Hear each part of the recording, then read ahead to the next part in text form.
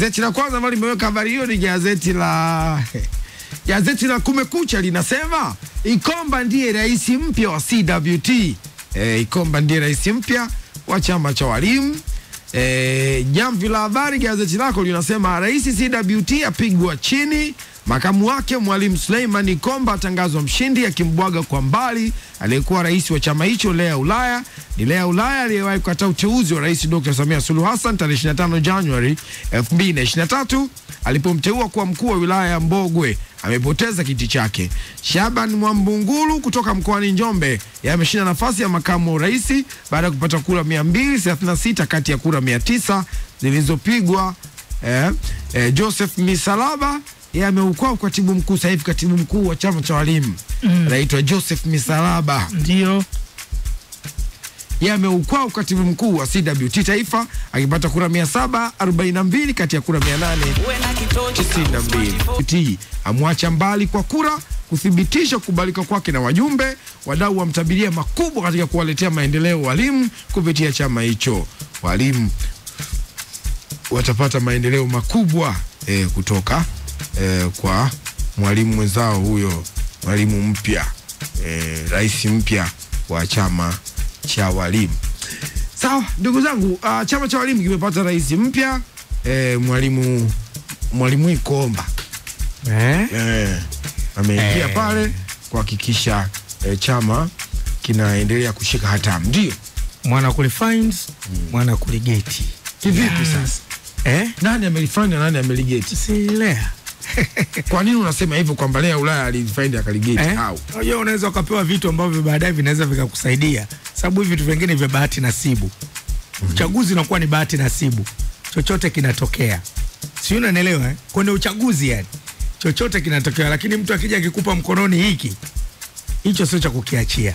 Kwa nafikiri ni kwanza tuwapongeze pengine walimu kwa kufanya mkutano na kuweza kuchagua kiongozi ambaye wanaamini anaweza kuwavusha katika zile changamoto zao, kwa sababu tunatambua kwamba bado katika kada hii ya elimu kumekuwa na changamoto za hapa na pale. Lakini hebu tuone sasa kwa uchaguzi ambao umefanyika na huyu rais mpya ataenda kuleta mapinduzi gani. Kumekuwa na vilio vya mara kwa mara kwa baadhi ya walimu, ikiwemo swala la mishahara. Swala la mishahara vipi? Wamekuwa wakilalamikia kwamba bado waongezwe mishahara. Kumekuwa na changamoto na nyingine za kuhamishwa zile, kwamba mtu anahamishwa anapangiwa kituo kipya, lakini anaambiwa nenda karipoti, malipo atafuata baadaye.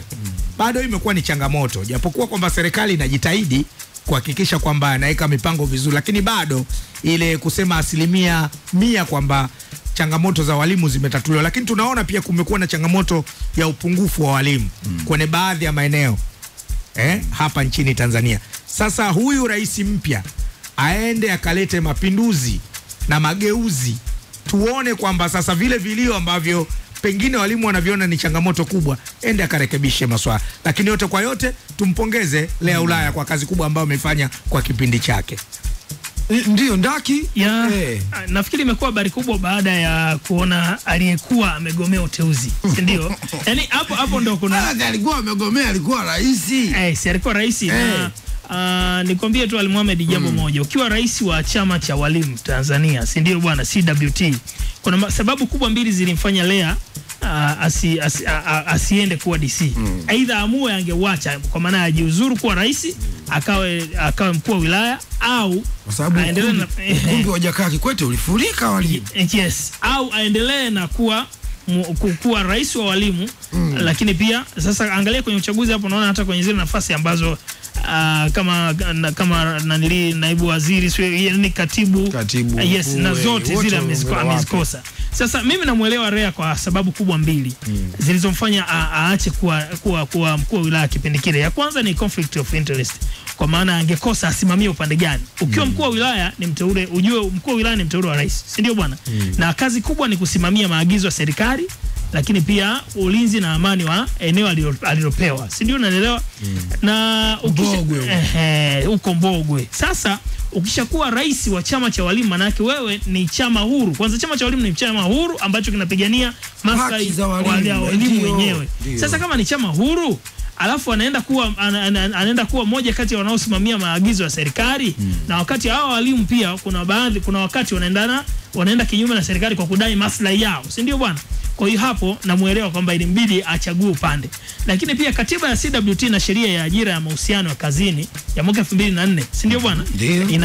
Hii katiba bwana inakataza inakataza wewe kufanya rais wa chama cha walimu kuwa na pande zote mbili, kwa maana awe mkuu wa wilaya na wakati huo ni rais wa chama cha walimu. Kama nilivyosema mwanzo kwamba chama cha walimu ni chama huru. Kwa hiyo mimi namuelewa, lakini kwa sasa isivyo bahati hajarudi kwa nafasi yake. Kwa hiyo kama hajarudi kwa nafasi yake endelee kupambana, lakini ningekuwa ni mimi wakati ule kwamba mimi ndo ningekuwa fomu labda kwenye kugombea ubunge. Nafasi au tumsemee ubunge, nafasi yoyote. Nafasi yoyote ya hata ubunge wa viti maalum au diwani. Itakuwa ni jambo. Lakini ukumbuke unajua siasa inaenda kwa historia. Na anapokuja kunadi chama, anapokuja kujinaji au kujinasi. Hebu tuende tumsikilize hapa. Aliyekwisha patikana ndio huyo. Mpe ushirikiano wa kutosha. Kwa namna yote ndio huyo, na wewe ulikuwa hivyo huko ulikotoka. Kabisa. Iwe nzuri tuone chama cha walimu ambacho wote tunafurahi kunywa chakula pamoja, kunywa maji pamoja. Hivyo kabisa ipo nzuri sana. Mwenyezi Mungu awatunze, walinde, tuwe na chama cha walimu chenye furaha na mshikamano usioweza kuyumba kwa namna yoyote ile. Kwa hekima, kwa uadilifu na kwa kila namna ambayo inaweza kufanya chama hiki kutoka katika ile hali iliyokuwepo na sasa kukiweka chama chetu isomeke katika ubora unaostahili. Najua ndugu zangu mmechoka, na kwa kweli tumekuwepo kwa muda mrefu. Ninasema haya kwa sababu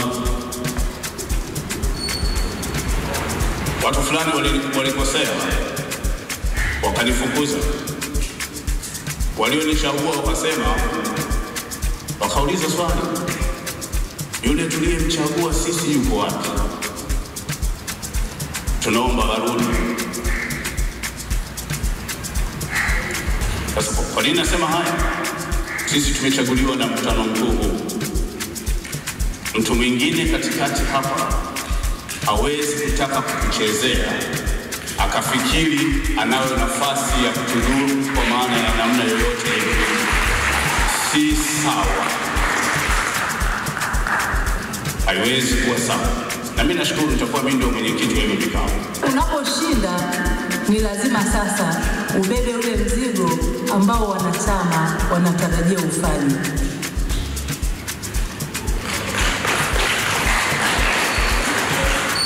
Lakini unaposhindwa unatarajia kufanya yale uliokuwa unatarajia uyafanye kama ungeshinda. Manake sasa sisi ambao tulikuwa tunatamani kushinda, kura hazikutosha, tunatakiwa yale mawazo tulikuwa tunatamani kuyafanya tukiwa kwenye nafasi, basi tuwape ushirikiano wenzetu walioshinda. Tunapoingia katika swala zima la uchaguzi sio vita.